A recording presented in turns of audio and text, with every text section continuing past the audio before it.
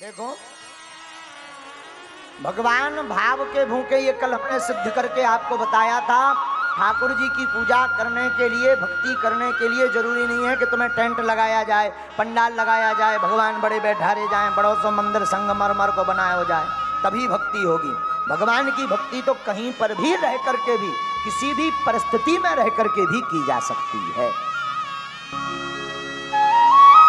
हमारे एक संत कहते थे, जिस देश में जिस वेश में परिवेश में रहो, राधा रमण राधा रमण राधा रमण कहो। चाहे जिस देश में रहो या परिवेश में रहो, गोविंद का गुणानुवाद लो, गाओ, कीर्तन करो। भगवान के पास जाने के लिए जरूरी नहीं कि तुम सोना चांदी लेकर जाओ, मेवा फल लेकर के जाओ। पत्रम पुष्पम फलम तोयम यो में यथा प्रयक्षति।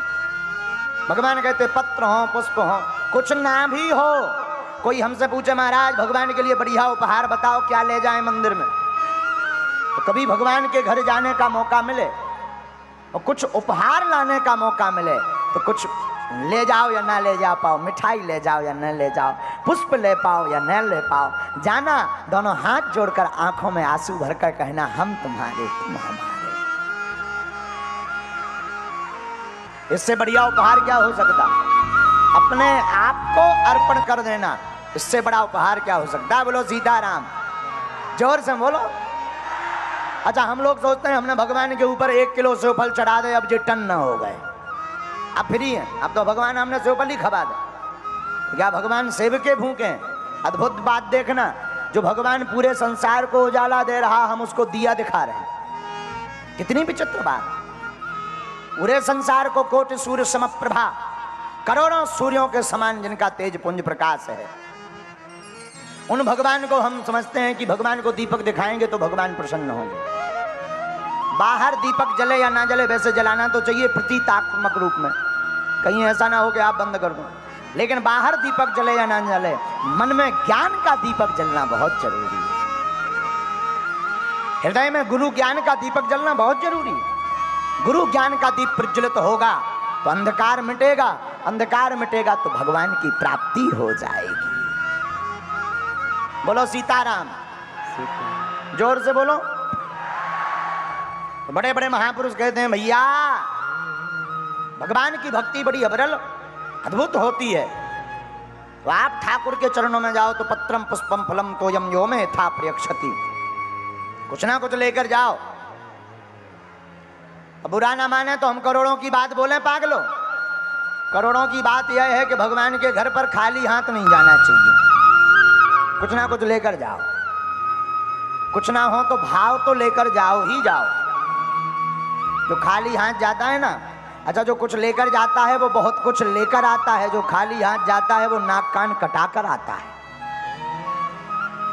रामायण का एक प्रसंग है महाराज जी, सूपनखा का, खाली हाथ गई थी, नाक कान चढ़ाया आई थी, दोनों झक।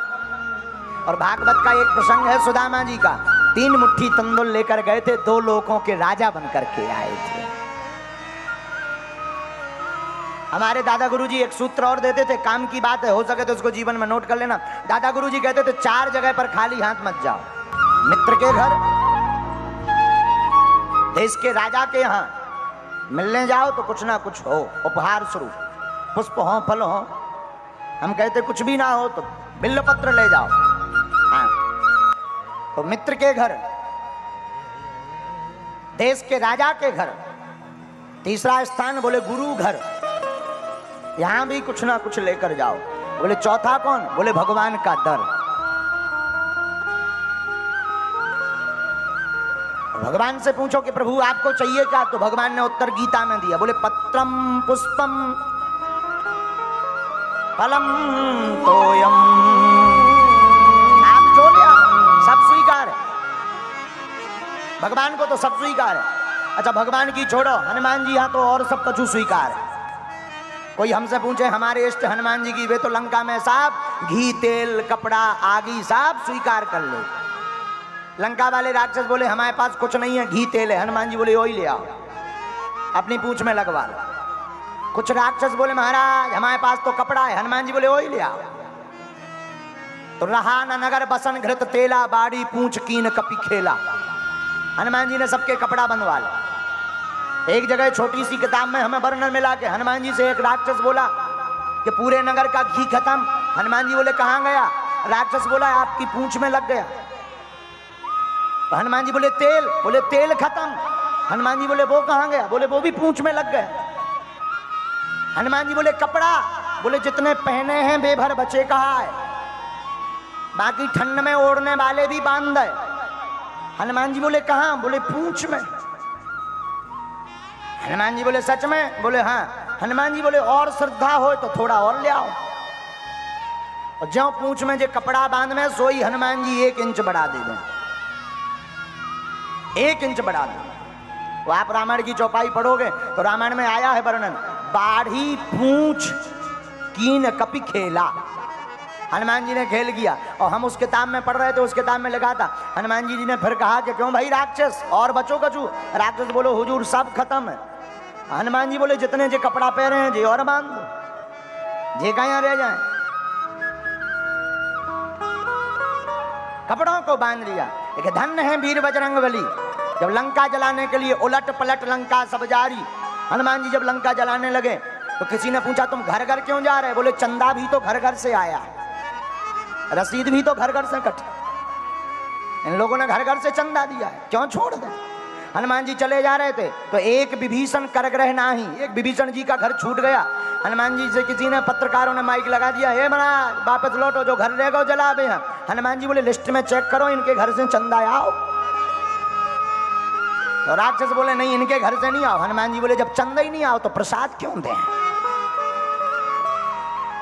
तो जारा नगर निमिष एक माही, पर एक विभीषण कर ग्रह नाही। पूरे नगर को जलाया पर विभीषण के घर को नहीं जलाया। एक संत हमसे बहुत ऊंची बात बोल रहे थे, बोले विभीषण का घर इसलिए नहीं जलाया क्योंकि चंदा नहीं आया। दूसरा कारण यह था इनके घर के बाहर रामायुध अंकित ग्रह, शोभा वरन न जाए, नव तुलसी का वृंद तहे, देख हरस कपिराए। इनके घर के आगे राम लिखा था, और जहां राम लिखता है हनुमान जी उस घर को जलाते नहीं बचाते हैं, जहां राम नहीं लिखता है उसको जला देते हैं। ये हनुमान जी की लीला। और देवताओं की तो छोड़ो, हमारे हनुमान जी तो सब स्वीकार कर लेते हैं, आगे भी। एक बात तो छोड़ ही दी हमने बीच में। पुस्तक में लिखा है कि जब हनुमान जी की पूंछ में कपड़ा बन गया, तेल लग गया, घी लग गया, एक राक्षस आगी लेके आओ। हनुमान जी बोले जा का है? बोले आगी। हनुमान जी बोले यही ले आओ। अच्छा, राक्षस को लगा कि आगी लगेगी तो पूंछ जलेगी तो बंदर चिल्लाएगा। लंका वाले हनुमान जी को बंदर नहीं कहते थे, मरकट। क्या कहते थे? मरकट। अच्छा, मरकट क्यों कहते थे? लंका वालों ने नाम निकाल रखा था, क्योंकि हनुमान जी मारत भी हते और काटत भी हते, इसलिए उन्होंने दोनों को जोड़ के नाम बना दिया मरकट। मरकट माने भी बंदर ही होता है। बोलो सीताराम। भगवान गीता में कहते पत्रम पुष्पम फलम तोयम यो में यथा प्रियक्षति। आपको जो प्रिय लगे भगवान के चरणों में अर्पित करो।